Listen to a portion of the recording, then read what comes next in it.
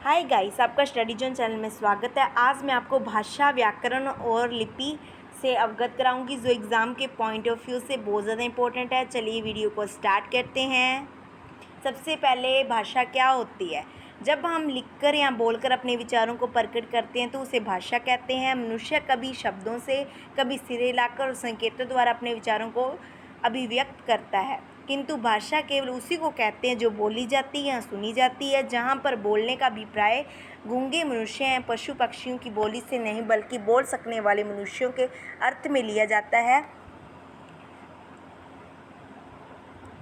भाषा के भेद। भाषा दो प्रकार की होती है। लिखित भाषा, जब हम लिखकर अपने विचारों को प्रकट करते हैं उसे लिखित भाषा, जब हम बोलकर अपने विचारों को प्रकट करते हैं तो उसे मौखिक भाषा कहते हैं। लिखित भाषा में पत्र और मौखिक भाषा में भाषण इत्यादि आते हैं। आई होप कि आपको समझ आ गया होगा। चलिए आगे देखते हैं। भाषा के कुछ अन्य स्वरूप या अन्य भेद। मातृभाषा फर्स्ट है इसका। जिस भाषा को बालक बचपन से अपनी माँ से सीखता है उसे मातृभाषा कहते हैं। राजभाषा, जब सरकारी कामों में जिस भाषा का प्रयोग किया जाता है उसे राजभाषा कहते हैं। अंग्रेजी हमारी राजभाषा है। राष्ट्रभाषा, भारत में अनेक भाषाएं बोली जाती हैं, पढ़ी जाती हैं और लिखी जाती हैं और सुनी जाती हैं। सब प्रदेशों की अपनी अलग अलग भाषा है। भारतीय संविधान ने 22 भाषाओं को स्वीकार किया है।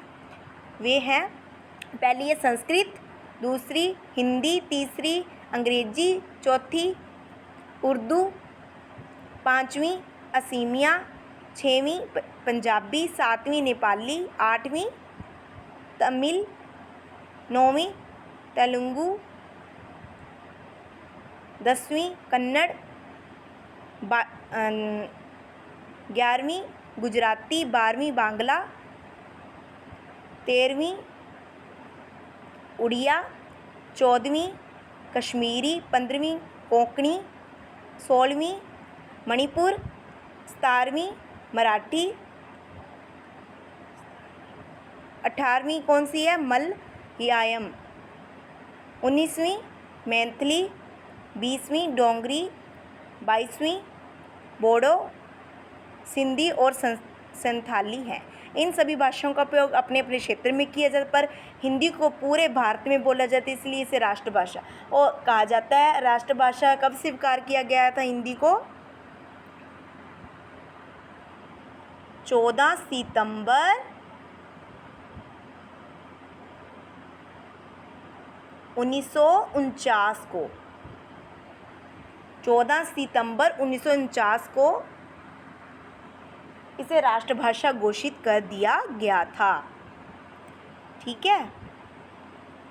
मानक भाषा, इसमें सिर्फ आप इतना ही याद रखेंगे बच्चों, सभी भाषाओं के विविध रूप को मानक कहते हैं, अर्थात मानक भाषा कहते हैं।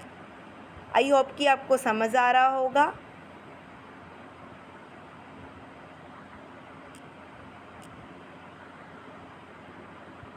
एक सेकंड।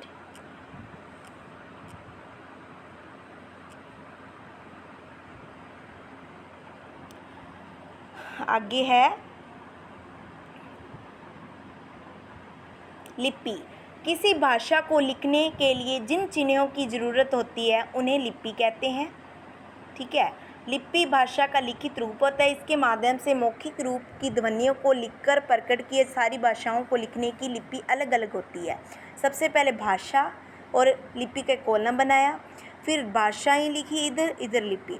हिंदी की भी देवनागरी लिपि है, संस्कृत की भी और मराठी की भी, पंजाबी की गुरुमुखी, उर्दू और फारसी की फारसी, अरबी की अरबी। ओके। आगे है हिंदी व संस्कृत भाषा की लिपि देवनागरी है, वो तो पता ही है अपने को। ठीक है। अब इसकी विशेषताएं बतानी है देवनागरी की। इसे दाएं से बाएं लिखा जाता है। हर वर्ण का आकार समान होता है। ये उच्चारण के अनुरूप लिखी जाती है। ये बहुत ज़्यादा इम्पोर्टेंट है, ठीक है। फिर है व्याकरण। व्याकरण भी बहुत ज़्यादा इम्पोर्टेंट है। इसमें आप खाली इतना याद रखेंगे कि भाषा को शुद्ध लिखने एवं बोलने का ज्ञान करवाने वाले शास्त्र को ही व्याकरण कहते हैं। बस इतना याद रख लेना बहुत है, ठीक है। इस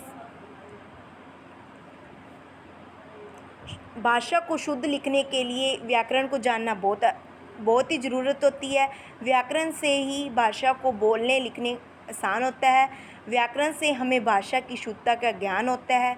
भाषा को उपयोग करने के लिए हमें भाषा के नियमों को जानने की ज़रूरत होती है। इन्हीं नियमों की जानकारी हमें व्याकरण से मिलती है। एक लड़की ने कहा कि मेरे को बाज़ार जाना है। क्या ये वाक्य सही है? ये वाक्य गलत है। उसे व्याकरण की जानकारी नहीं है। अगर उसे व्याकरण की जानकारी होती तो वो इस वाक्य को इस तरह से ना बोल के इस तरह कहती कि मुझे आज बाज़ार जाना है। मेरे को नहीं, मुझे आज बाज़ार जाना है।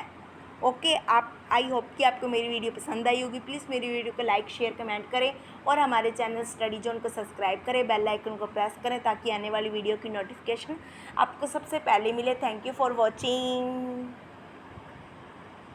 आपको ये वीडियो कैसी लगी आप कमेंट बॉक्स में अवश्य लिखें। धन्यवाद।